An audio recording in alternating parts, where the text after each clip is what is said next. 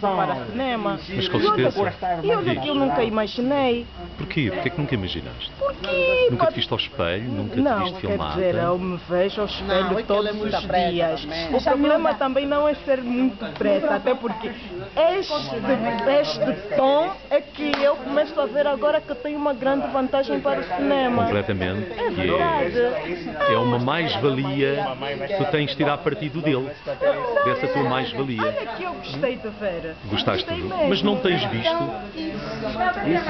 Mas tens que desenvolver. Dificilmente tenho estado em frente de uma câmera. Exatamente, esse é o problema. Mas para ti, se começaste agora, vais muito bem encaminhada.